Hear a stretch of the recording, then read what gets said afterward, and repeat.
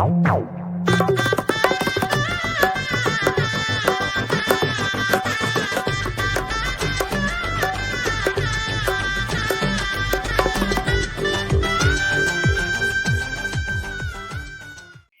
একটা সুরেলা মিউজিক মানেই বিয়ে লেগেছে।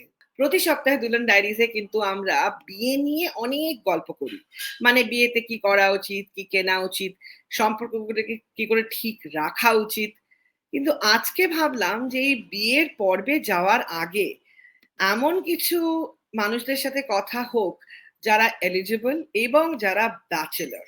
মানে এলিজিবল অ্যান্ড ব্যাচেলর। তাই আজকে ওয়েডিং চেক লিস্টে এদের ওয়েডিং ডেট কিন্তু ফিক্স হয়নি, কিন্তু এনারা হচ্ছেন এলিজিবল ব্যাচেলর। তাই তাদের কাছ থেকে জানবো তাদের মনে কি চলছে, কি ভাবে তারা দেখে এই বিয়ে, সম্পর্ক, রিলেশনশিপ, বউ, আত্মীয়, এই পুরো গল্পটা।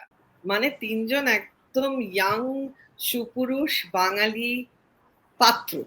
তোমাদের মনে এখন 2025-এ ডেফিনেশন অফ ম্যারেজ বা বিবাহ বা সম্পর্ক তোমাদের পয়েন্ট অফ ভিউ যদি একটু ছোট্ট করে জানাও। বিবাহ মানে আমার কাছে, আমি এখন পর্যন্ত সেরকম ভাবে বিয়ে নিয়ে কিছু ভাবিনি। তো অবভিয়াসলি করবো, এক না এক সময় তো সবাইকে করতে হবে, করবো তো অবভিয়াসলি। এখনো পছন্দের কোনো মানুষ সেরকম ভাবে নেই আমার। তো ব্যাস এইটুকুনি, মানে বিয়ে করতে হবেই এক সময় সবাইকে। বিয়ে বলতে আমার কাছে একটা খুব সুন্দর সম্পর্ক তৈরি। আর যার সঙ্গে সম্পর্ক তৈরি সে একজন খুব ভালো বন্ধু। খুব ভালো বন্ধু না হলে সে সারা জীবন একসঙ্গে থাকতে পারবে না। তো সেরকমই মানুষকে আমি পাশে চাইছি আর পেয়েওছি সেরকম একজন মানুষ যে আমার খুব ভালো বন্ধু। তো বিয়ে সম্পর্কে আমার খুব এক্সাইটেডও আছি। তো করতেও হবে, আমাকেও করতে হবে। প্ল্যানিং চলছে বিয়ের। তো মোটামুটি দেখা যাক কতটা তাড়াতাড়ি আর কতটা ভালোভাবে করতে পারি, এটাই ইচ্ছে আছে আপাতত বিয়ে নিয়ে। আমার কাছে ম্যারেজ একটা দারুণ একটা ইনস্টিটিউশন। ছোটবেলা থেকে মা বাবাকে দেখে মানে ব্যাপারটা যে বিয়ে একটা ওয়ান্ডারফুল ব্যাপার, মানে মা বাবার প্রেম ভালোবাসা, মা বাবার মধ্যে যাবতীয় কিছু দেখে আমার এটাই মানে বিয়ে একটা দারুণ ইনস্টিটিউশন। তো এই জার্নিটা দুজনে মিলে খুব সুন্দর করে করা যায় যদি দুজনেই অ্যাডজাস্টমেন্টের সেকশনটা খুব ভালো করে দেখে। এবং একটা ছেলের কাছে অ্যাডজাস্টমেন্টের ব্যাপারটা বেশি হওয়া উচিত সব সময়। কারণ মেয়েটি আমাদের যেহেতু সোসাইটি, সেই সোসাইটিকে মেনটেন করেই মেয়েরা তো শ্বশুর বাড়িতে আসে। তো তারা সব ছেড়ে ছুড়ে যেহেতু আসছে, তো আমাকে বেশি অ্যাডজাস্ট করা উচিত তার সাথে। তো এটাই মানে ম্যারেজ আমার কাছে একটা দারুণ ইনস্টিটিউশন, এই মানে পছন্দের ইনস্টিটিউশন। তাহলে আমরা একটা কাজ করি, এদের দুজনে যেহেতু পাত্রী ফিক্স, এদেরটা শুনি যে এরা কেন পার্টনারকে চুজ করেছে। আর তোমার ক্ষেত্রে জানবো যে তুমি যখন পার্টনারকে চুজ করবে, যখন বিয়ের কথা এগোবে, যখনই হবে সেটা, একটা তোমার বেসিক চেকলিস্ট কি আছে যে মেয়েটি বা তোমার পার্টনারের মধ্যে এটা থাকতেই হবে, এটা ইম্পর্টেন্ট। ঠিক আছে? ওয়েল, ব্যাপারটা হচ্ছে যে আমি সবসময়ই চেয়েছি যে আমার যে পার্টনার হবে সে ফার্স্টলি ওয়েল এডুকেটেড হবে এবং ওয়ার্কিং হবে, ঘুরতে ভালোবাসবে প্রচন্ড, খেতে ভালোবাসবে প্রচন্ড। তো লাকিলি আমি এই ব্যাপারটা একজন মানুষের মধ্যে পেয়েছি যে কাজ মানে প্রফেশনালি মানে কাজটাকেও প্রচন্ড ভালোবাসে, ওয়েল এডুকেটেড, ঘুরতে ভালোবাসে এবং এই আমার মতনই মোটা সোটা মানুষ বেশ খেতেও বেশ ভালোবাসে। তো দ্যাটস ওয়াই আমি আর সেকেন্ড কোনো ভাবিনি যে অন্য কিছু ভাবা যায় বা কিছু। তো দেন অ্যান্ড দেন আমি সেই জায়গাতেই হ্যাঁ করে দিয়েছি। এবং হ্যাঁ করে দিয়েছি মানে আমি প্রপোজ করেছি এবং তার সাথে সাথে আমিও সেই হ্যাঁ এর উত্তরটা পেয়ে গেছি লাকিলি। তো ব্যাস, তাই ডিসাইডেড যে বিয়ে তো এখানেই হবে আর কি। আমার ক্ষেত্রে পার্টনার খোঁজার ক্ষেত্রে হ্যাঁ, বিশেষ কোনো ক্রাইটেরিয়া কিছু ছিল না। কারণ পার্টনার আমি সবসময় চেয়েছিলাম যে আমার ভালো বন্ধু হবে। যে ভালো বন্ধু হবে সে একটা মানুষকে, তার পার্টনারকে সব থেকে বেশি ভালো করে চিনতে পারবে, তার ভালোটা ভালো বুঝতে পারবে, তার খারাপটাও বুঝতে পারবে। তো সেই ক্ষেত্রে আমি সেই মানুষটাকেই পেয়েছি যে আমার সব থেকে ভালো বন্ধু। তো হ্যাঁ, সময় লেগেছে একটু। সবার প্রথমে আমি গেছিলাম তার কাছে। তো সময় লেগেছে, সেও একটু সময় নিয়েছে। তারপরে আস্তে আস্তে আস্তে আস্তে যখন বন্ধু হয়েছে তখন আরো জিনিসটা এগিয়েছে, সময় এগিয়েছে। তারপরে ধীরে ধীরে তারপর ঠিক করলাম যে এই ঠিক আছে, এই এই আমার কাছে আলাদা কোনো চয়েস বলে কিছু নেই যে একে ছাড়া ওকে দেখছি, তাকে ছাড়া তাকে দেখছি, এরকম চয়েস আমি কিছু করিনি। শুধু একটা জিনিসই ভেবেছি, আমার ভালো বন্ধু, আর তাকেই পেয়েছি। আমার চেকলিস্ট বলতে আমার কাছে একদম আমি নিজেও খুব সিম্পল সাদাসিধে, আমারও সেরকম চাই, মানে একদম সাদাসিধে সিম্পল হবে। হ্যাঁ, ওয়ার্কিং হলে খুব ভালো হয়, কেন কি না ওয়ার্কিং হলে মানে আমার দিকটাও বুঝতে পারবে, আমার দিকটা আন্ডারস্ট্যান্ড, মানে সে আমার পুরো জিনিসটা বুঝতে পারবে যে আমিও যেহেতু কাজ করছি। আর তেমন কোনো ক্রাইটেরিয়া সেরকম কিছু নেই, জাস্ট এইটুকু। আর একটু খাবার বানাতে ভালো হবে, কারণ আমি প্রচন্ড খেতে ভালোবাসি। একটু টেস্টি টেস্টি খাবার বানিয়ে দিলে ব্যাস আমি খুশি, আর কিছু আমার লাগবে না। আর আমার সাথে যখন আমি ঘুরতে যাবো, যাতে আমার সঙ্গে সবকিছু যাতে হ্যাঁ করে, যে যে অনেকে আছে না যে ঘুরতে যাব না, এখানে যাব না, ওখানে যাব না, এই জিনিস যাতে না করে। কারণ আমি প্রচন্ড ঘুরতে ভালোবাসি, এবং আমার সাথে যাতে কেউ যাতে রাজি হয় সবসময়। ব্যাস আমার এইটুকুনি ছোটখাটো ক্রাইটেরিয়া, আমার বেশি তেমন কোনো ক্রাইটেরিয়া নেই। আপনিও তাহলে খুব খেতে ভালোবাসেন। একদম। ওয়ান্ডারফুল।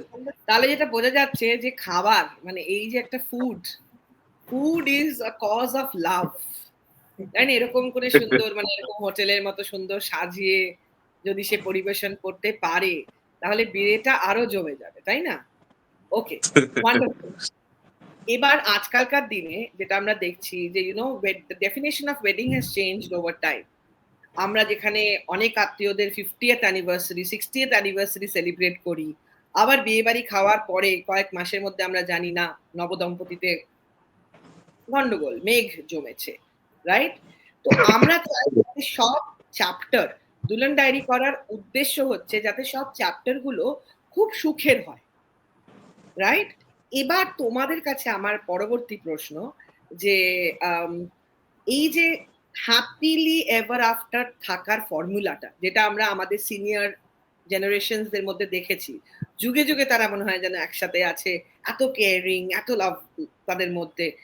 আজকের দিনে যদি এই ফর্মুলাটা তোমাদেরকে অ্যাপ্লাই করতে হয় নিজের বিবাহিত জীবন, যাতে 50তম বিবাহ বার্ষিকী হই হই করে কাটাতে পারো, তোমাদের কি মনে হয় বিয়ের স্ট্র্যাটেজিটা মোটামুটি আগে থেকে কোন কোন ব্যাপারগুলো অ্যাজ আ কাপল ডিসকাস করে নেওয়া উচিত, যাতে ভবিষ্যতে কোনো প্রবলেম না হয়? দেখো, ঝগড়া ঝামেলা তো হবেই, বাট মেজর কোন কোন ডিসকাশন বা ডিসিশন গুলো মোটামুটি একটা আন্ডারস্ট্যান্ডিং হওয়া উচিত বিয়ের আগে থেকেই, যেখানে তোমরা একটু সময় পাবে ডেফিনেটলি। আজকে বিয়ে করলাম মানে আজকে দেখলাম, কালকে তো আর বিয়ে করলাম না। তো এই ক্ষেত্রে তোমাদের কি মনে হয়? That would be my question. এক্ষেত্রে বলতে গেলে সবার আগে জেনে নিতে হবে যে তার কোন কোন জিনিসগুলো তার প্রিয়, তার কি করতে ভালো লাগে, তার কি খেতে ভালো লাগে, এভরিথিং, অ্যান্ড তার কোনটা ভালো লাগে না। সেই জিনিসগুলো যখন দুজনেরটা জানতে পারবে, তো তারপরে আমার মনে হয় যে একে অপরের পছন্দকে একসেপ্ট করে নেওয়া, একে অপরের অপছন্দটাকেও একসেপ্ট করে নেওয়া, সেখানে সমস্ত কিছুই, ভালোটাকেও ভালোভাবে নেব, খারাপটাকেও ভালোভাবে নেব। যখন দুজন দুজনকে ভালোভাবে সম্মান করতে পারবো, যখন দুজন দুজনের পছন্দটাকে ভালোভাবে একসেপ্ট করে নিতে পারবো, তো সেটা মনে হয় অনেক লং টাইম ধরে খুব ভালোভাবে আরো এগিয়ে যাবে। তো আপাতত যেটুকু মনে হয়েছে যে দুজন দুজনকে একসাথে থাকতে হবে, দুজনের মতামতকে খুব ভালোভাবে সম্মান দিতে হবে। এই ব্যাপারটা পৃথ্বীরাজের সাথে আমি একদমই একমত যে আন্ডারস্ট্যান্ডিং, এবং এই যে কথাটা যে ভালোটা তো আমাদের সবারই ভালো লাগে, মানে আমার ভালোটা অন্য কারোর ভালো লাগছে, অন্য কারোর ভালোটাও আমারও ভালো লাগছে। খারাপটাকে গুছিয়ে নেওয়া এটা খুব ইম্পর্টেন্ট। তো যে কোনটা খারাপ, মানে আমার খারাপ যে হয়তো আমি খুব প্রচন্ড রেগে যাই, তো সেইটাকে যাতে সে আগে থাকতে জেনে নিল যে রেগে যায় মানে সেটাকে আমায় অ্যাডজাস্ট করতে হবে। আর একজনের অপর পক্ষেরও কোনো নেগেটিভ পয়েন্ট থাকতে পারে, তো সেটাকেও আমায় অ্যাডজাস্ট করে নিতে হবে। তো এই ব্যালেন্সটা খুব ইম্পর্টেন্ট। বাকি সমস্ত কিছু তো ফ্লো, সিচুয়েশন যা আসবে সেই অনুযায়ী চলতে থাকবে, বাট নেগেটিভ ফ্যাক্টর গুলোকে জেনে সেটাকে ভালোভাবে নিয়ে যাওয়াটা খুব ইম্পর্টেন্ট। আগে থেকে কথা বলে নেওয়া উচিত যে মানে তার কি কি পছন্দ, তার কি কি অপছন্দ। এবার যেরকম অনেকের আছে যে বলতে পারে যে আমি বিয়ের পর আমার বাড়িতে থাকবো, আমি কিছুদিন এর বাড়ি তোমার বাড়িতে এই সময়টা থাকবো, এই সময়টা আমি আমার বাড়িতে থাকবো। তো এই জিনিসগুলো যেরকম এখনকার দিনে দেখা যায় যে বিয়ে করলো, করার পর কিছুদিন পরই বলছে যে আমি তোমার মা বাবার জন্য রান্না বান্না করবো না, আমরা আলাদা থাকবো, আলাদা খাবো। তো তো এই জিনিসগুলো আগের থেকে কথা বলে নেওয়া উচিত যে আমার বাড়িতে জয়েন্ট মানে আমার বাড়িতে যে মা বাবাকে দেখতে হবে, এইসব জিনিসগুলো যদি কথা বলে নেওয়া হয় আমার মতে পারে যে আগের থেকে কথা বলে নিলে এই প্রবলেম গুলো ফেস করতে হয় না। মানে তোমাদের মতো ম্যাচিওর ব্যাচেলার, দারুণ লাগছে তোমাদের সাথে কথা বলে। একটা ছোট্ট কোয়েশ্চেন করেছে আমাদের উপসুপস পরিবারের একজন ভীষণ ইম্পর্টেন্ট বন্ধু সোমনাথ। আমার একটা ছোট্ট suggestion for my brothers, 2 golden rules for a happy marriage. The wife is always right, don't forget to love. এটা একদম ঠিক, একদম ঠিক। তো আবার সোমন একটা খুব ইন্টারেস্টিং লিখে পাঠিয়েছে, দিল্লি কা লাড্ডু जो খায় वो भी पछताए जो नहीं खाया वो भी। হ্যাঁ, এটা তো সত্যি, এটা তো বাস্তব, এটা নিয়ে কিছু করার নেই। কিন্তু লাড্ডু তো খেতে হবেই, লাড্ডু না খেলে তো মিষ্টি কথাটা বোঝা যাবে না। হ্যাঁ, তো এই যে একটা লাড্ডু, বিবাহ নামক লাড্ডু, এটা নিয়ে যখনই হবে হোক, তোমাদের মোটামুটি প্ল্যান কি? মোটামুটি সেটা কি সোশ্যাল ম্যারেজ ধুমধাম করে হবে, নাকি ছোট্ট করে রেজিস্ট্রি করে, নাকি কালীঘাটে গিয়ে টুক করে, হোয়াট এভার। সো তোমাদের প্ল্যানটা কি একটু জানতে চাই। প্ল্যান বলতে ইচ্ছা রেখেছি সোশ্যালি প্লাস রেজিস্ট্রি দুটোই করার। হ্যাঁ, এখন কিছুটা হলেও একটু চেঞ্জেস এসছে প্ল্যানে।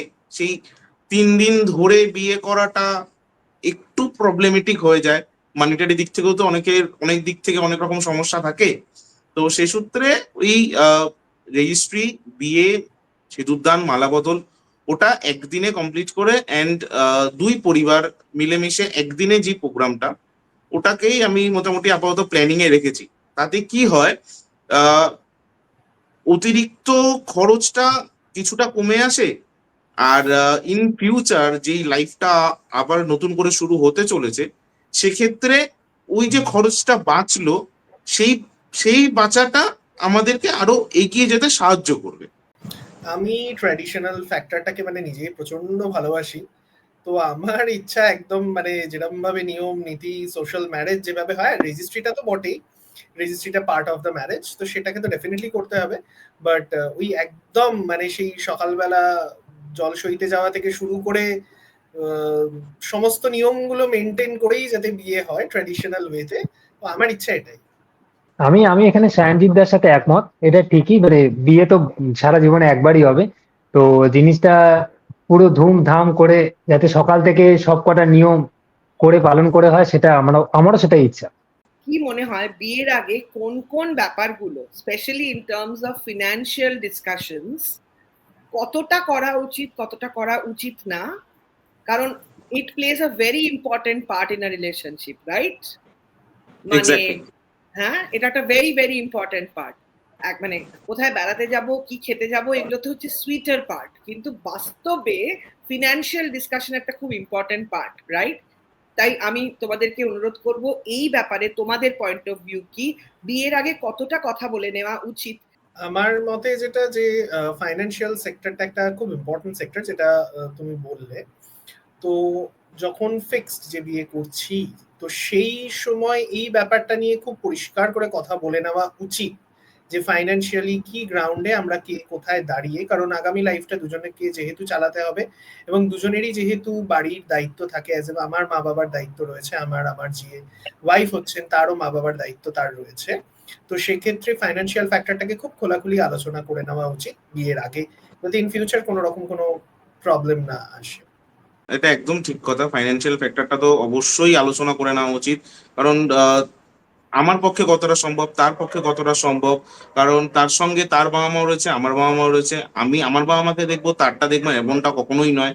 বা সে শুধুমাত্র তার বাবা মাকে দেখবে বা আমার বাবা মাকে দেখবে, সেটাও নয়। মানে দুজনের বাবা মাকেই যদি দেখতে হবে, তাদের সমস্ত কিছু ঠিকঠাক ভাবে চালনা করতে হবে। তো সেই দিক থেকে দেখতে গেলে সমস্ত রকম চাপ, সমস্ত রকম বাস্তব পরিস্থিতি, সব দিক থেকে দেখে হ্যাঁ একটু কথা বলে নেওয়া উচিত যে কোনগুলো করতে হবে আর কোনগুলো লাক্সারি, কিছুটা লাক্সারি কিছুটা নেসেসিটি। তো নেসেসিটি গুলো আগে বুঝে নেওয়া দরকার, যেটা আমাদের করতে হয় বা করতে হবে, যেটা আমাদের প্রয়োজন। আর কোনটা লাক্সারি সেটা আজকে করলেও চলে বা 2 দিন বাদে গিয়ে নেসেসিটিটা পূরণ করার পরে লাক্সারিটা পূরণ করা, ওটা দেখে নিতে হবে। তো সেক্ষেত্রে বুঝে নিতে হয়, তখন সেই সময়ের উপরে ডিপেন্ড করছে যে কখন কোনটা কিভাবে কি করা যায়? এটা তো ঠিকই যে বিয়ের আগে থেকে এই কথাগুলো বলে দেওয়া উচিত। কেন কিনা এইগুলোর মানে এইসব ছোটখাটো জিনিসের জন্য পরবর্তীকালে বড় কোনো অশান্তি হতে পারে, এবং আজকালকার দিনে যেটা হয় ম্যাক্সিমাম দিনে ডিভোর্স এই অল অ্যান্ড অল। তো এটা আগের থেকেই কথা বলে নেওয়া উচিত যে তোমার কতটা লিমিট আছে, তুমি কতটা কি করতে পারবে, সেটা আগের থেকে খোলাখুলি ভাবে বলে দেওয়া উচিত, যাতে পরবর্তীকালে অশান্তিগুলোকে এড়ানো যায়। যে আমার এইটুকুনি ক্ষমতা আছে, আমি এইটুকুনি করতে পারবো, এবং তুমি কতটা কি করতে পারো। কারণ আলটিমেটলি এখনকার ম্যাক্সিমামই সবাই সিঙ্গেল চাইল্ড, তাকেও তার মা বাবাকে দেখতে হবে এবং আমাকেও আমার মা বাবাকে দেখতে হবে। এবং এটাও আগের থেকে বলে রাখা উচিত যে বিয়ে হয়ে গেলে যে তোমার মা বাবাও আমার মা বাবা এবং আমার মা বাবাও তোমার মা বাবা। তো এক্স্যাক্টলি। এইসব জিনিসগুলো আমার মনে হয় যে আগের থেকে বিয়ের আগে কথা বলে নিলে পরবর্তী জার্নিটা স্মুথ হতে পারে, যাতে পরবর্তী জার্নিতে আর কোনো ঝামেলা না হয়। ওয়ান্ডারফুল। এবার দেখো, বিয়েতে তো গয়না ইজ কম্পালসারি। গয়না এমন একটা জিনিস যেটা ওভারনাইট হঠাৎ করে কেনা যায় না। তাই গয়না কেনার একটা ভীষণ সহজ উপায় 400 টাকা থেকে সেভ করা যায়। সেনকো মাই ডিজি গোল্ড। इतना सुंदर, वाह।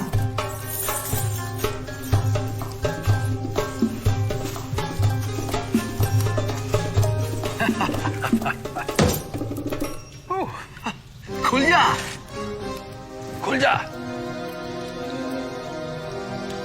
Open the door please.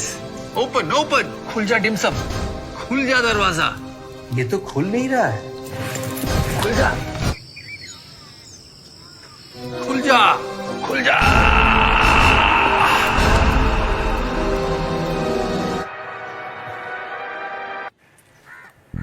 चाहिए सोना तो इतना हैसल क्यों लेना। पेश है my digi gold app from Senco gold and diamonds. सोना खरीदो, बेचो या रिडीम करो, कभी भी कहीं भी इंस्टेंटली, एकदम हैसल फ्री। सही gold rates, pure 24 carat gold, security और फुल इंश्योरेंस के साथ पाओ सेंको का विश्वास। My digi gold from Senco gold and diamonds, your online gold mine. Download my digi gold app now. আজকে ওয়েডিং চেকলিস্টে আমাদের সাথে এমন একজনকে পাচ্ছি যে অসম্ভব ভালো সব কাজ করছে। তার প্ল্যানিং এ, তার পুরো পরিকল্পনায় এবং ডিরেকশনে যে সকল অনুষ্ঠান তিনি সাজাচ্ছেন, তা দেখে আমরা শুধুই মুগ্ধ। And he is such a young entrepreneur and it's an amazing feeling যে আজকে আমরা তার সাথে কথা বলতে পারছি, যার নাম সাগ্নিক রায়। এবং সাগ্নিকের পরিচয় হচ্ছে ওর কাজ, the grand weddings and various occasions and events that he's a part of. Hello, Shagnik Rai. How are you? Namaskar. Thank you for inviting me in this platform. All good. তুমি কেমন আছো দিদি? আমি যে দেখতে পাচ্ছি আমি খুব ভালো আছি। আর এই যে একটা ছবি, এটা কি অনুষ্ঠানের মাঝখানে মানে Yes. anxiety পূর্ণ ছবি? হ্যাঁ, খুবই একটা অদ্ভুত মুহূর্তের ছবি। একটা ইভেন্টের জাস্ট আগের দিনে প্রিপারেশন মোড চলছিল, সেই মুহূর্তে কেউ একটা ক্যান্ডিড নিয়েছিল। সো তুমি একটু ছোট্ট করে বলো, তোমার নানা দেশ বিদেশের ছবি দেখি। তো এই যে দেশ বিদেশে ট্রাভেল, এটা কি কাজের জন্য? এবং বিখ্যাত সব মানুষদের সাথে তোমার প্রচুর কাজকর্মের ছবি আমরা দেখতে পাই। সো তুমি যদি ছোট্ট করে একটু তোমার প্রফেশনটা সকলকে আগে বলো। সো বেসিক্যালি 4 বছর হলো এই ওয়েডিং কোম্পানি শুরু হয়েছে, কিন্তু তার আগে আরো 3টে বছর, 3.5 বছর আমার একটা জার্নি ছিল, এখনো সেটা চলছে। সো যখন আমার গ্রাজুয়েশন কমপ্লিট হলো তখন as a fan I have started যাওয়া সৌরেন্দ্র সৌম্যজিৎ, সকলেই চেনেন, তাদের কনসার্ট দেখতে, তাদের সমস্ত প্রেজেন্টেশনে। সো একদিন হঠাৎ দাদারা আমাকে ডেকে বললো আমরা একটা প্রজেক্ট করছি, তুই কি কাজ করতে চাস? আহ, আমি তখন ফ্রি মোটামুটি, মানে আমি একবারে বলেছি হ্যাঁ আমি করব। করে তারপর দাদাদের সাথে কাজ করা, দাদাদের আন্ডারে বহু জিনিস শেখা, করতে করতে করতে করতে 3 বছর কাটে। সেই সুবাদেই এত যে দেশ বিদেশে ভ্রমণ, সেটা সেই সুবাদেই মোটামুটি হয়ে এসেছে এবং হয়ে যাচ্ছে। তার পর মুহূর্তেই একদিন সৌরেন্দ্র দা এবং সৌম্যজিৎ দা হঠাৎ আমাকে বললো তুই নিজের একটা কোম্পানি কর, নিজের একটা, তোর মধ্যে যেই এই আর্টের প্রতি একটা ইন্টারেস্ট, এই সাজানো, কস্টিউম, মেকআপ, লুক, ক্রিয়েটিভিটির প্রতি তোর যে একটা ইন্টারেস্ট, তুই সেটাকে নিয়ে ভাব, তুই ভাব না, তুই নিশ্চয়ই পারবি। আহ তো যথারীতি ভাবা শুরু, একটা র্যান্ডম ফোনে পোস্টার বানিয়ে লোকজনকে পাঠানো। আমি জানিও না যে আমি কাল থেকে কি করব বা অ্যাট অল কেউ পোস্টারটা দেখে পাত্তা দেবে কিনা বা কি হবে, বাট স্টিল ঠাকুরের আশীর্বাদে সেই পোস্টার পাঠানোর সাথে সাথেই একজন জাস্ট কল করলো, শোনো না এই সানডে আমাদের বাড়িতে আমার ছেলের জন্মদিন, কিচ্ছু বুঝতে পারছি না কি করবো, তুমি একটু অ্যারেঞ্জ করে দাও। সেটা দিয়ে শুরু, অ্যারেঞ্জ করে দাও দিয়ে শুরু।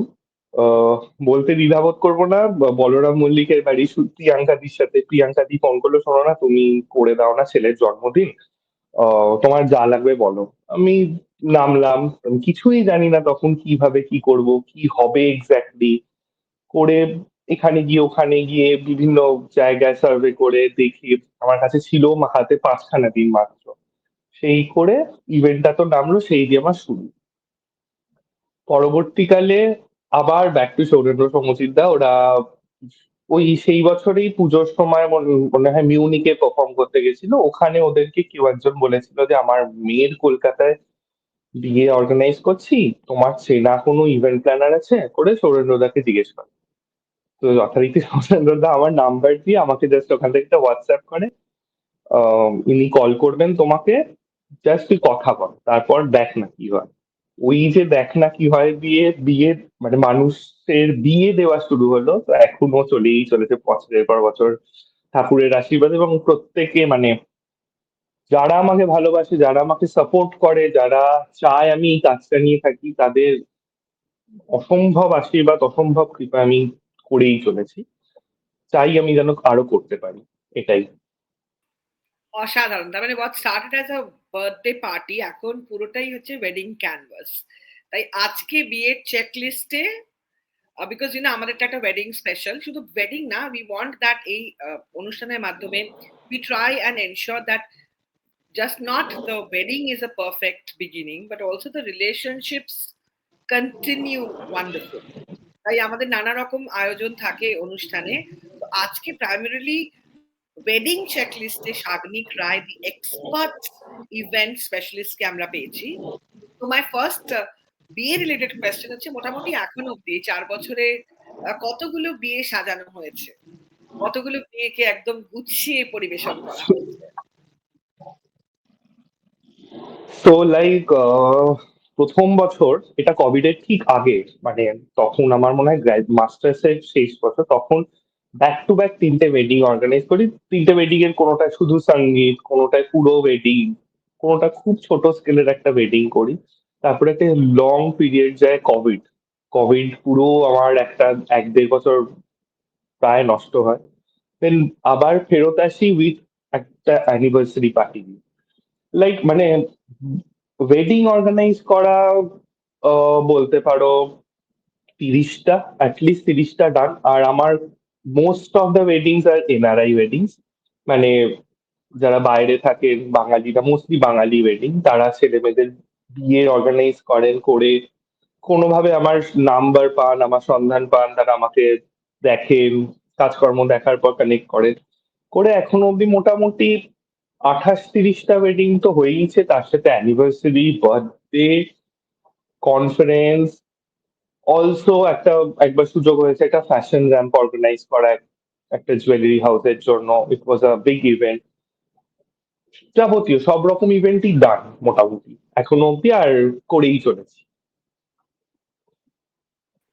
ওয়ান্ডারফুল। তার মানে বিয়েতে বা যে কোনো অকেশনে শাগনিক রায়কে একটা যোগাযোগ করলে সব রকম অনুষ্ঠান সুসম্পন্ন হবে, তাই তো? সব রকম অনুষ্ঠান উইথ অনেকগুলো অ্যাডিশনাল জিনিস, কারণ আমি সবাইকে বলি আপনারা ডেটটা ফিক্স করে আমার কাছে চলে আসুন, তারপর বাকিটা আমরা বা আপনাদের সাথে ডিসকাস করতে করতে আপনাদের পছন্দ অনুযায়ী করব। কিন্তু আমাদের যতটুকু বুদ্ধি আছে সেগুলোকে আরেকটুখানি আপনাদের সাথে শেয়ার করে ডিসকাস করে করব। আর আমি সবসময় ওই স্পেসটা দিয়ে রাখি যে আপনারা আগে বলুন আপনারা কি চাইছেন, কতটা লেভেল। মানে আমি একটা দুমদাম কিছু বলে ফেললাম, তারপর তারা ভয় টয় পেয়ে চলে গেল, আমি ওটা চাইছি না। আমি কাউকে ভয় পাওয়াতে চাই না, আমি slowly silently step by step করতে পছন্দ করি। মোটামুটি ফ্রি স্পেস নিয়েই হচ্ছে, সবাইকে নিয়েই করছি। অসাধারণ। তো মোটামুটি মোটামুটি যদি একটা বিয়ে ঠিকঠাক ভাবে অ্যারেঞ্জ করতে হয়, যেখানে বাড়ি থেকে গয়নাগাটিগুলো তারা করে নিয়েছে, সেটা ওয়েডিং প্ল্যানারকে, ইভেন্ট ম্যানেজারকে করতে হবে না। বাকি যে আয়োজন, কিপিং ইন মাইন্ড যেটা ট্রেডিশনাল বাঙালি ওয়েডিং, ওকে, মোটামুটি একটা কিরকম একটা মাপের বাজেট মোটামুটি রাখা উচিত? Because wedding requires a planning, and financial planning is very, very important. So would love to know that from you. তো এখানে অনেকগুলো পার্সপেক্টিভ আছে। ফার্স্টলি যারা চান যে আমরা একটা কোনো 5 স্টার হোটেলে গিয়ে সবার একটা স্টে অর্গানাইজ করবো, তাদের বহু গেস্ট হয় যারা ট্রাভেলার, তাদেরকে স্টে দেবো, তাদের প্রপার হসপিটালিটি, প্রপার অ্যারেঞ্জমেন্টস হবে, তার সাথে 3-4 দিনের একটা ইভেন্ট চলবে, বিভিন্ন ওকেশন, এখন যেমন হালদি হয়, মানে বাঙালি বিয়ের বাঙালি অনুষ্ঠানের সাথে সাথে অবাঙালি বা যেখানে যার যে অনুষ্ঠান ভালো লাগে সে সেই অনুষ্ঠান নিয়ে এসে করতে চায় নিজের নিজের বিয়েতে বলুন বা নিজের ছেলেমেয়ের বিয়েতে বলুন। তো সেই ক্ষেত্রে দেখতে গেলে আমরা অন অ্যান অ্যাভারেজ দেখেছি যে এই হোটেল খরচ বাদ দিয়ে একটা 15 to 18 lakhs মতন খরচা হয়, যে যার মধ্যে ডেকোরেশন পড়ে, যার মধ্যে লজিস্টিক্স হসপিটালিটি পড়ে, ট্রান্সপোর্টেশন পড়ে, তারপর ধরুন আপনার মেকআপ আর্টিস্ট, ফটোগ্রাফি, ভিডিওগ্রাফি, কারণ সমস্তটাই আমরা চাই যে আমাদের তরফ থেকে আমরা প্রেজেন্ট করতে। তারপরে সিলেকশন, ডিসিশন ডেফিনেটলি তার, যার ইভেন্ট তারই, কিন্তু আমরা প্রথমে একটা সাজেস্ট করি, কারণ আমরাও চাই যে তার একটা ইভেন্ট প্রপারলি হোক বা মেমোরেবল হোক। এটা গেল এক এক ধরনের ক্লায়েন্টের জন্য।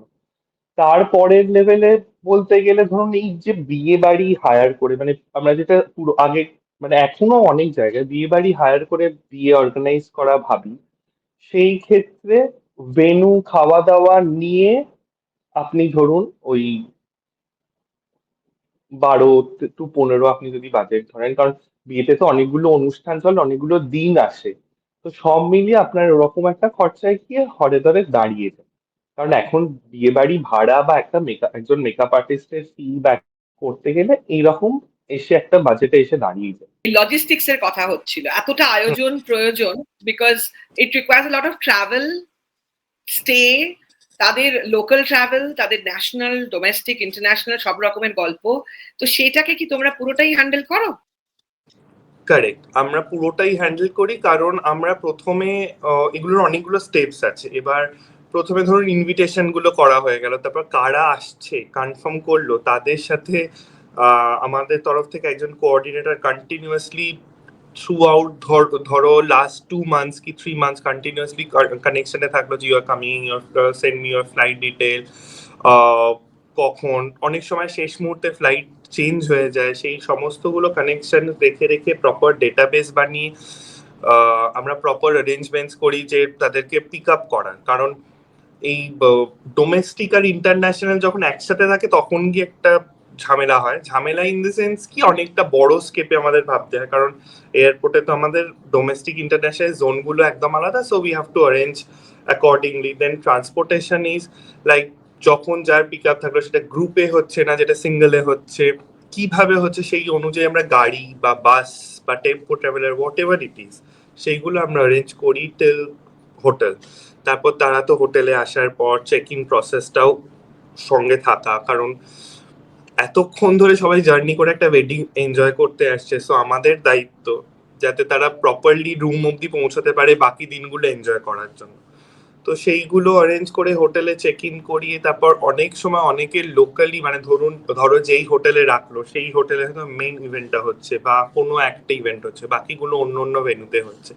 ইন দ্যাট কেস আমাদের লোকাল ট্রান্সপোর্টেশন অ্যারেঞ্জ করতে হয়। যখন অনেকে থাকে তখন আমরা বাস অনেক সময় অর্গানাইজ করি, অনেক সময় সিনিয়রসরা থাকলে আমরা স্প্লিট করে দিই। সো এটার মানে একটা লজিস্টিক্স একটা হিউজ পার্ট, কারণ মানে বাঙালি বিয়ে যেমন খাওয়া দাওয়া একটা বড় জিনিস, এখন বিয়েতে খাওয়া দাওয়ার সাথেই লজিস্টিক্সটাও একটা বড় পার্ট নিয়ে দাঁড়িয়েছে। ইনফ্যাক্ট এখন দেখতে গেলে সবকিছু, মানে ছবি থেকে শুরু করে কেমন সাজবো, কেমন দেখতে লাগছে, একটা ইভেন্টকে আমরা কিভাবে প্লেস করব, এতজনকে আমরা ইনভাইট করছি, তাদেরকে কি কি ফিল দেবো, লুক অ্যান্ড ফিল দেবো, সেইগুলো মিলিয়ে সমস্তটা নিয়ে সবকিছুরই একটা বিশাল কর্মকাণ্ড চলে। গ্রেট। এতগুলো অনুষ্ঠান আয়োজন করেছো, what has been the most challenging thing that a client requested you and you fulfilled the dream?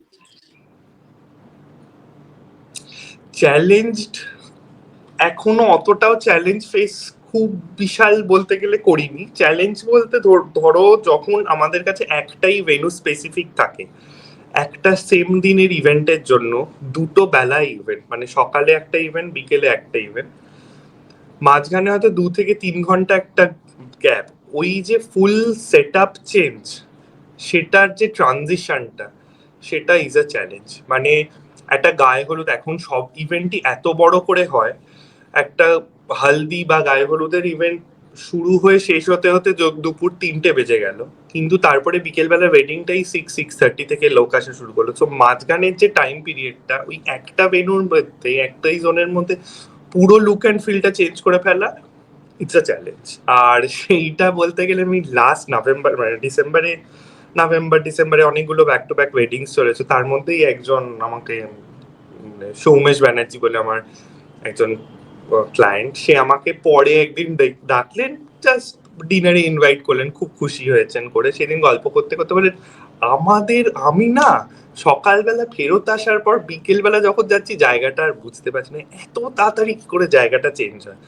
ওইটা ইজ মাই অ্যাচিভমেন্ট, ওটা পাওয়াটার মেন আমার টার্গেট, যে যে যেটা চাইছে সে সেটা পাচ্ছে, এটাই আমার অ্যাচিভমেন্ট। গ্রেট। মানে তোমার এত এত সুন্দর সুন্দর কাজ, আমি বুঝতেই পারছি না কোন ছবিটা দেখাবো আর কোনটা দেখাবো না। তো people who want to follow you, তুমি তোমার সোশ্যাল হ্যান্ডেল গুলো যদি একটু শেয়ার করে দাও, বলো তাদের জন্য। তো আমি ফেসবুকে আছি, ইনস্টাগ্রামে আছি। আমার পেজটার নাম হচ্ছে remember the day, the event manager. Remember the day নামটা দেওয়ার পেছনে অনেক দিন ধরে ভেবেছি যে কি দেওয়া যায়, কি করা যায়। তো তারপর ভাবলাম যে মানুষের জন্য যেই দিনটা চিরতরে মনে থাকবে সেটা হচ্ছে সেই দিন, সুতরাং রিমেম্বার দ্য ডে ওই কারণেই দেওয়া।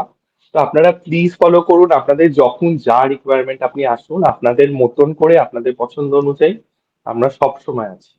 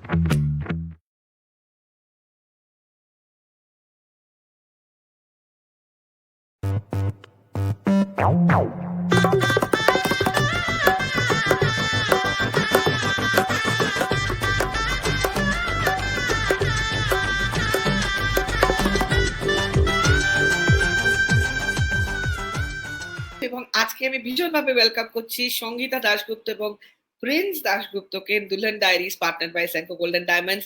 থ্যাংক ইউ, নমস্কার। প্রথম প্রশ্ন হচ্ছে, একে অপরকে কত বছর মানে একে অপরকে চেনা হয়, মানে you know how long you know each other, এবং প্রথম আলাপটা কিভাবে হয়েছিল? 1989 1989 হায়ার সেকেন্ডারি পাশ করার পর কল্যাণী বিশ্ববিদ্যালয়, কল্যাণী ইউনিভার্সিটিতে যখন অ্যাডমিশন নিতে যাই, তখন শুনেছিলাম যে সঙ্গীতা আমাকে প্রথম দেখে, যদিও আমার সেই দিনটার কথা খুব একটা মনে নেই।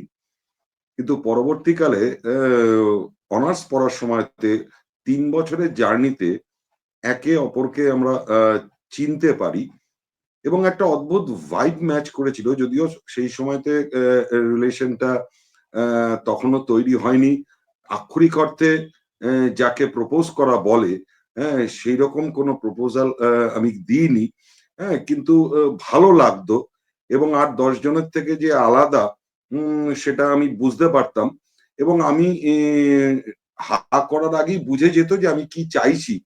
এই ফিচার্সটা আমাকে মুগ্ধ করতো। তার সঙ্গে আমার নিজস্ব একটা দুর্বল জায়গা ছিল যে মেয়েদের একটা লম্বা চুল হলে আমার দেখতে ভালো লাগতো, তো সেটাও ওর মধ্যে ছিল।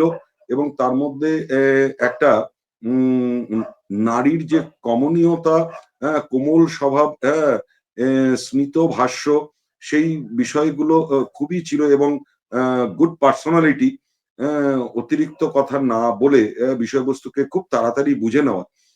তো সেই ৩টে বছর আমরা যদি ধরি 89 থেকে ৩টে বছর ধরে আমি ওকে চিনেছি। এই যে লাইফ পার্টনার হবে, কারণ বন্ধুত্ব হতেই পারে, ভালো লাগা হতে পারে, ভালোবাসা হতে পারে, কিন্তু বিয়ে করব একেই বা এনাকেই, এই ডিসিশনটা কে প্রথম নিয়েছিল, কে কিভাবে একে অপরকে কনভে করেছিল? আমি অনুরোধ করব সঙ্গীতাদিকে এটা নিয়ে কিছু বলার জন্য। অ্যাকচুয়ালি প্রথম দেখার পর যখন মানে প্রথম দিনের দেখাটা তো সেভাবে অত মনে নেই ভালো করে, কিন্তু এটুকু মনে আছে যে আমরা অ্যাডমিশন নেওয়ার জন্য লাইনে দাঁড়িয়েছিলাম এবং তখনই ওকে প্রথম দেখি। এবং মানে প্রথম দেখায় ভীষণ ইমপ্রেস হওয়ার মতো কিছু ছিল না। তারপরে ক্রমশ যতদিন এগোয় ওর লিডারশিপটা আমার খুব ভালো লাগতো।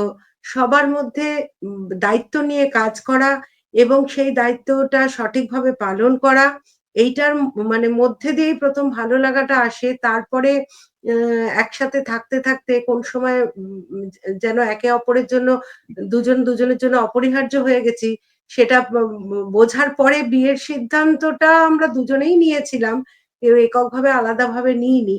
কারণ চলতে চলতে মানে দুজনের জন্য ভীষণভাবে অপরিহার্য হয়ে উঠেছিলাম যে আমরা একে অপরকে ছেড়ে থাকতে পারবো না। তারপরে এই সিদ্ধান্ত নেওয়া। বিশেষ সেরমভাবে কোনো ঘটনা বা সেরকম একার কোনো সিদ্ধান্তর ব্যাপার এটা ছিল না। অসাধারণ, অসাধারণ। তো এই যে ভালো লাগা এবং ভালোবাসা, আজকে দিনে জানতে চাইবো what are the 3 best things you all love about each other. মানে দুজনের সম্বন্ধে 3টে মিনিমাম গুণ বলতেই হবে। ওর ক্ষেত্রে যেটা সবথেকে বড় বিষয়, যেটা আমার ভালো লাগে, ১ নম্বর পয়েন্ট হচ্ছে যে কথা কম কাজ বেশি, ঠিক আছে? এবং ২ নম্বর বৈশিষ্ট্য হচ্ছে যে একাধারে বহু রূপ। একদিকে মাতৃস্নেহ, একদিকে স্ত্রী, এবং আরেকদিকে কন্যাসম যে আচার আচরণগুলো করা উচিত, সেইটার সমস্ত বৈশিষ্ট্যই ওর মধ্যে রয়েছে। এবং ৩ নম্বর হচ্ছে যে দায়িত্ব নিয়ে সমস্ত কাজ করা। কোনো একটা বিষয়তে সে যদি দায়িত্ব পায় তাহলে সেটাকে কতটা নিখুঁতভাবে করা যাবে, সেই বৈশিষ্ট্য, এই ৩টে বৈশিষ্ট্যর সম্মিলিত ফল হিসেবে আমি এই সিদ্ধান্ত নিই যে লাইফ পার্টনার করতে গেলে প্রিন্সের সাথে সঙ্গীতাই থাকবে, অন্য কোনো বিকল্প কিছু হতে পারে না। আমার ক্ষেত্রে একটা পয়েন্ট আমি বলেই দিয়েছি যে যেকোনো কিছুতে লিডারশিপটা ওর চিরকাল ছিল। কোনো আমাদের যখন আমরা ক্লাস করতাম, প্রফেসরকে কোনো কিছু রিকোয়েস্ট করতে হবে বা আমরা সিনেমা দেখতে যাব, তার ব্যবস্থাপনা, মানে ও এটা সবথেকে ভালো করতে পারতো। টিম ওয়ার্কটা খুব সুন্দরভাবে করতে পারতো এবং এটা একটা বিরাট গুণ বলে আমার মনে হতো। দ্বিতীয়ত কথার ভীষণ দাম এবং দায়িত্ব নিয়ে কাজ করা। এবং তৃতীয়ত ওর বিভিন্ন রকমের অ্যাক্টিভিটিস, যেমন গিটার বাজানো, সুন্দর গিটার বাজাতো, সুন্দর নাটক করতো। এগুলোকে আমার মানে গুণগুলো আমাকে ভীষণ মুগ্ধ করে। তাছাড়া পড়াশোনা তো ছিলই। মানে পেল্লা দিয়ে দুজনে পড়াশোনায় কিন্তু মার্কস, মানে কে কাকে বিট করবে এরকম কি কখনো হতো? বিট করার ব্যাপারটা ছিল না। তবে ওর মধ্যে একটা কমপ্লেক্স কাজ করতো, আমি যেন ওর থেকে বেশি নম্বর না পাই। কিন্তু মানে এমনই কপাল, মানে আমরা যখন ফাইনাল ইয়েতে পাস করলাম পরীক্ষায়, তখন দুজনের সেম পার্সেন্টেজ, সেম মার্কস হয়েছিল। এটা একটা মানে অভূতপূর্ব ঘটনা, কিভাবে হলো জানি না। কিন্তু আমি খুব খুশি হয়েছিলাম যে আমি ওর থেকে বেশি পাইনি। এখানে একটা প্রসঙ্গক্রমে একটা মজার কথা বলি, হ্যাঁ। বিএসসি অনার্সে যখন রেজাল্ট বেরোয় তখন ঘটনাচক্রে মানে আমার বাবার একেবারেই ইচ্ছা ছিল না যে আমি বোটানি অনার্স পড়ি। বাবার ধারণা ছিল যে এটা একটা মেয়েদের সাবজেক্ট। হ্যাঁ, কিন্তু ৩ বছর বাদে যখন অনার্সের ফাইনাল রেজাল্ট বেরোয় তখন আমি ফার্স্ট ক্লাস ফার্স্ট হই এবং সঙ্গীতা ফার্স্ট ক্লাস থার্ড হয়। তো রাজ্যপালের কাছ থেকে যখন আমি পুরস্কার নিচ্ছিলাম সার্টিফিকেট, সেই দিনকে বাবা আমাকে জড়িয়ে ধরে এবং মানে বলে যে না, তুই অসাধ্য সাধন করেছিলি, আমাদের পরিবারে এটা একটা বড় পালক বা মুকুট যোগ হলো। তো এইটা হয়ে যাবার পর যখন কোনো একটা মাথায় কেউ একটা শিরোপা দিয়ে দিল, সেইটা কেউ আবার ছিনিয়ে নেবে, এটা আমি তখন তো মানতে পারতাম না। অথচ মাস্টার ডিগ্রিতেই আমাদের দুজনের সেই অর্থে মেলবন্ধনটা হয়, আমি প্রপোজ করি এবং সেটা অ্যাকসেপ্টেড হয়। কিন্তু এতৎসত্ত্বেও আমাদের দুজনের স্পেশাল পেপার এক ছিল, হ্যাঁ, এবং ভাগাভাগি করে দুজনেই দুজনকে হেল্প করতাম। কিন্তু মনের কোথাও একটা বিষয় ছিল যে মার্কসের ক্ষেত্রে কি ও বেশি পেয়ে যেতে পারে। সর্বশক্তিমান ঈশ্বর সেই কথা শুনেছিলেন এবং ফাইনালের রেজাল্ট দুজনেই 72% মার্কস, দুজনেরই একই নম্বর ছিল কাকতলীয় ভাবে। হ্যাঁ, এটা একটা অদ্ভুত ঘটনা যেটা আমরা কখনো ভুলবো না। অসাধারণ, এত পড়াশোনা এত পড়াশোনা এত পড়াশোনা এত রেজাল্ট। তবে এইটুকু বলতে পারি সঙ্গীতা দি ভাগ্যিস জুলজিতে ঢোকেনি আর ক্যালকাটা ইউনিভার্সিটিতে পড়েনি, নইলে তো তোর সাথে বিয়েটা হতো না। বল, এবার তুই করেই বলে ফেললাম। অনেক ধরে আমি চেষ্টা করলাম তুইটাকে আটকে রাখার, বাট যাকে জন্ম থেকে চিনি, ইনফ্যাক্ট আমাদের ফ্যামিলি রিলেশন যেহেতু, মানে দাশগুপ্ত হলে এমনিতেই লতায় পাতায়, কিন্তু এ তো পুরো গাছটাই আমাদের। সো বেসিক্যালি আমার পিস্তত দাদা গর্বের সাথে বলছি এবং আমার বৌদি, এরাদের সাথেই জমেছে আজকে আড্ডা। কারণ আমি দুলহন ডায়েরিজ এ হ্যাপিলি এভার আফটারে চুন চুনকে मैं ऐसे कपल ढूंढती हूँ যাদেরকে দেখে সত্যি উদাহরণ সেট করতে ইচ্ছে করে, যারা সত্যি true living example of perfection. যখন বলি পারফেকশন তখন তারা ছেলে মেয়ে হিসেবেও 100-এ 100, নিজের প্রফেশনাল জায়গাতেও 100-এ 100, বাবা মা হিসেবেও 100-এ 100, সবকিছুতে এত এত স্কোর। অসাধারণ। মানে তোদের ব্যাপারটা দেখ, তোদের সম্পর্কটা তো এভারগ্রিন, তার জন্যই তোদের বটানির কানেকশনটা এরকমই আর কি। সবসময় একটা ব্যাপার, সবসময় মনে হচ্ছে ইউ জাস্ট গট ম্যারিড। এই রোম্যান্সটাকে বাঁচিয়ে রাখার টিপস যদি একটু প্রিন্স দাশগুপ্ত, সঙ্গীতা দাশগুপ্ত আজকে শেয়ার করে। মেন ক্রেডিট বেশিটাই ওর। তার কারণ হচ্ছে ও ভীষণ এনার্জেটিক, সবসময় হই হই করতে ভালোবাসে। আর আমরা দুজনেই ভীষণ যুগোপযোগী, অর্থাৎ মানে নতুন জিনিসকে অ্যাকসেপ্ট করা, সবার সঙ্গে যোগাযোগ রাখা, সেটা মানে ওভার টেলিফোন হোক, যাতায়াত করে মানে বিভিন্ন উৎসব অনুষ্ঠানে সবার সঙ্গে কাটানো, এই মানে সবাইকে নিয়ে থাকার একটা অন্যরকম আনন্দ আছে। তো সেইটার জন্য, আর ও এত হই হই করতে ভালোবাসে যে এত কাজের মধ্যেও ও কখনো ক্লান্ত হয় না। ওই মানে নিজের সব কাজ শেষ করার পর দিনের শেষেও একটু ঘুরে বেড়াই। হ্যাঁ, এটাই আমাদের বিনোদন। এবং মানে এই ওর এনার্জিটাই আমাদেরকে বোধহয় এতটা মানে উচ্ছ্বাসের মধ্যে সবসময় ভালো রাখতে সাহায্য করে। আমিও মানে একইভাবে ওর তালে তাল মিলিয়ে চলেছি আর কি, চলতে পারছি। মানে এটাও ভগবানের একটা আশীর্বাদ। আমাদের ছেলেমেয়েরাও অনেকটা সেরকমই হয়েছে। পরীক্ষা থাক যাই থাক, মানে যখনই সুযোগ পাও সেই সুযোগটাকে হাতছাড়া করে না, যে একটু ঘুরবার বেড়াবার সুযোগ পেলেই আমরা সেটাকে পুরো মাত্রায় ইউটিলাইজ করে নিই। এবার একটু মিডনাইট ম্যাডনেস এর সম্বন্ধেও শুনবো। একটা স্পেশাল ফ্যামিলি ক্লাব যেটা রান করো তোমরা, ওটার সম্বন্ধে একটু ইনফরমেশন চাই আমরা। মিডনাইট ম্যাডনেস আজ থেকে প্রায় 5 থেকে 7 বছর আগে আমার পরিবারের, মানে পরিবারটা বৃহত্তর পরিবার যদি বলি, আমার জ্যাঠতো, খুড়তো, পিস্ততো সমস্ত ভাই বোনেরা, আমার বাবারা ছিল হচ্ছে আমার 5 জেঠু এবং 6 পিসি। হ্যাঁ, 11 জন একটা ফুটবল টিম ছিল। তো সেই ফুটবল টিমের প্রত্যেকের যে ছেলে মেয়ে এবং তাদের যে ছেলে মেয়ে, হ্যাঁ, এদের মধ্যে আমাদের একটা ভীষণ ভীষণ ভালো সম্পর্ক। তো আজ থেকে বছর 5 আগে হঠাৎ করে আমরা ফিল করি যে বাচ্চারা বড় হচ্ছে, তো এদেরকে ওই পুঁথিগত বিদ্যা শিক্ষা দেওয়ার বাইরেও যদি তাদেরকে আমরা একটা অলরাউন্ড ডেভেলপমেন্টের শিক্ষা দেওয়া যায়, এবং সেই প্রস্তাব আমি রাখার সঙ্গে সঙ্গে পরিবারের আমরা যারা কাছাকাছি থাকি, চুঁচুড়াতে আমার খুড়তুতো ভাই এবং পিসতুতো দাদা থাকে, তারা এটাকে অ্যাকসেপ্ট করে এবং তাদেরও 2টি করে সন্তান, অর্থাৎ 3টে পরিবারে 12 জন আমরা রাত্রিবেলাতে প্রায় 12টা নাগাদ একত্রিত হতাম শনিবার করে। এবং সেখানে আমি একটু উদ্যোগ নিয়ে পড়াশোনা করে একটা প্রজেক্টর কিনেছিলাম, করে সেখানে বিভিন্ন রকম অডিও ভিজুয়াল দেখানো হতো। সেই অডিও ভিজুয়ালে বিভিন্ন রকম বাচ্চাদের আকর্ষণীয় শিক্ষামূলক বিষয় দেখানো হতো। লোকের মধ্যে একটা ধারণা আছে যে বাংলা মাধ্যম স্কুলে পড়লে বোধহয় নিয়ার ফিউচার তারা প্রতিযোগিতায় পিছিয়ে পড়ে। তো সেটাকেও ভুল প্রমাণিত করবার জন্য ওদেরকে মানে বাধ্যতামূলকভাবে প্রত্যেকেই বাংলা মাধ্যম স্কুলে পড়াশোনা করে ইংরেজিতে কিছু স্পিচ দেওয়া ওদেরকে আমি প্রতিদিন প্র্যাকটিস করাতাম। এবং আমার যখন বাবা মার 50তম বিবাহ বার্ষিকীতে যারা উপস্থিত হয়েছিলেন তারা দেখেছিল সেই বাচ্চাগুলো কিভাবে সুন্দর সাবলীল ভাবে বাংলা মাধ্যমের স্কুল কিন্তু প্রতিযোগিতায় হাম কিসি সে কম নেই, ইংরেজিতে তারা সাবলীল ভাবে কথা বলছে।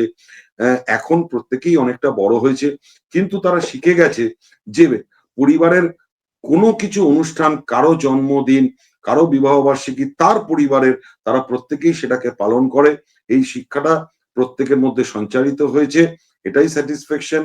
এবং প্রিন্স কাকু, প্রিন্স জেঠু সবার কাছে ওয়েল অ্যাকসেপ্টেড। আমিও চেষ্টা করি রাত বিরেতের লোকের বাড়িতে গিয়ে উপস্থিত হতে, তাদের কোনো একটা উৎসব অনুষ্ঠানে, সেটা জন্মদিন হোক, বিবাহ বার্ষিকী হোক।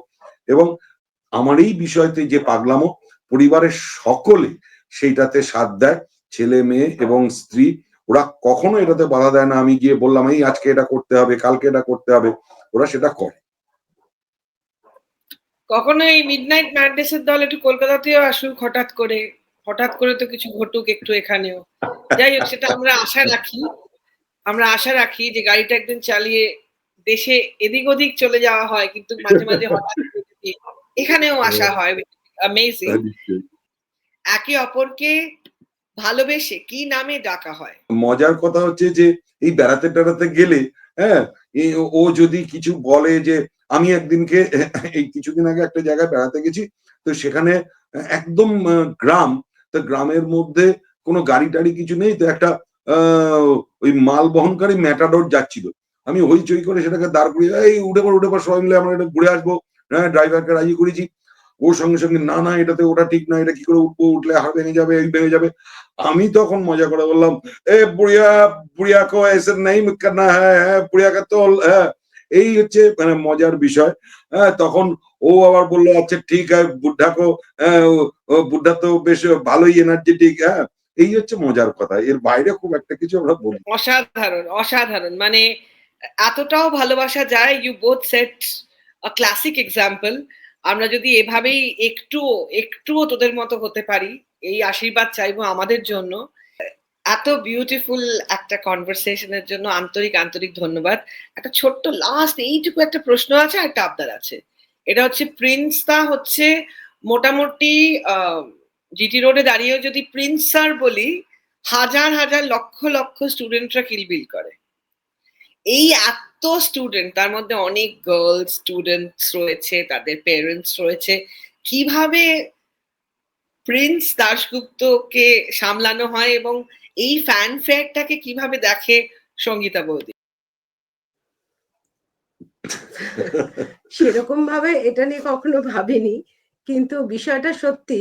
শুধু স্টুডেন্টসদের নিয়ে আমার কোনো টেনশন নেই, কিন্তু গার্জিয়ানরা মাঝে মাঝে, বিশেষ করে মানে মায়েরা আর কি, তা প্রিন্স দাশগুপ্তর কণ্ঠস্বর শুনতে খুব পছন্দ করে। কিন্তু সেটা আমাকে একটু মনিটরিং এ রাখতে হয় অবশ্যই, যে পদস্খলন হচ্ছে কিনা। কিন্তু আমি একটা দিকে নিশ্চিন্ত, কারণ আমি জানি যেখানেই যাই করুক, মানে এখান থেকে নড়ার ক্ষমতা নেই, এখানে মানে ফিরে আসতেই হবে। সুতরাং এই ব্যাপারটা নিয়ে অত চিন্তা করার কিছু মনে হয় না আমার। তুই কিছু বল, তোর কুছ ফাইনাল কমেন্টস প্রিন্স দা। একটা মজার ঘটনা এই সম্বন্ধে বলি, ঠিক আছে? ওই যে বললো না, তার মধ্যে অনেক ঘটনা তো লুকিয়ে থাকে। রাত্রি প্রায় একদিন 12:30, তো এক গার্জিয়ান ফোন করেছে। তো ফোনের কারণটা ছিল যে শুধু আমার কণ্ঠস্বর শোনা, ঠিক আছে? তো আমি তখন বলছি, সে জিজ্ঞাসা করছে, মানে এলোপাথারি কথা, খুব একটা প্রাসঙ্গিক কিছু নয়। তারপরে বলছে, স্যার আপনার বাড়ি কাজের লোক হয়ে থাকতেও আমি রাজি আছি, শুধু একটু কথাটা আমি শুনতে চাই। ঠিক আছে? তো সেই মেয়ে এবং বউ দুজনে মিলে এই কি কথা, রাত্রিবেলাতে বাড়ির কাজের লোক হয়ে থাকতে চাইছে। তো এইরকম বেশ বেশ ছোট ছোট অনেক মজাদার ঘটনা আছে, ওদের সাথে সেটা শেয়ার করি। মেয়েও সেটা খুব এনজয় করে, মার সাথে খুব শেয়ার করে। এরকম কম বেশি এভাবেই কাটছে। মজাদার। দারুণ, দারুণ। যেতে যেতে একটা ছোট্ট 2 লাইনের গান বা কবিতা একটু আজকে প্রেমের দিনে। চিরদিনই তুমি যে আমার, যুগে যুগে আমি তোমারি। আমি আছি সেই যে তোমার, তুমি আছো সেই আমারই সঙ্গী সঙ্গী। আমরা অমর সঙ্গী। Thank you. চিরদিনই তুমি যে আমার, যুগে যুগে আমি তোমারি। সুপার। ব্যাস, আর তোর না। সঙ্গী না, তোর পাশে সঙ্গীতা। দারুণ। এভাবেই একদম যুগে যুগে 70 জন্ম তোরা এভাবেই থাক। Thank you so very much once again on behalf of all of us. খুব ভালো লাগলো। দেখা হবে শিগগিরই। টাটা। Thank you. Good night. টাটা টাটা টাটা। Thank you. दो दिलों को मिलाने में उस कायनात को अक्सर एक लंबे सफर से गुजरना पड़ता है। कभी सदियों के जज्बात को एक छोटे से बक्से में समेटना पड़ता है।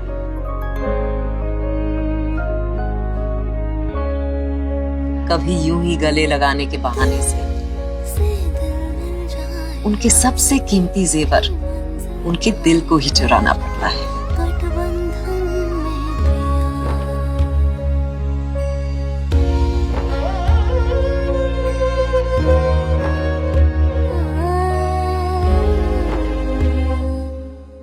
और कभी उनकी आंखों के मोतियों में अपनी रूह को उतारना पड़ता है।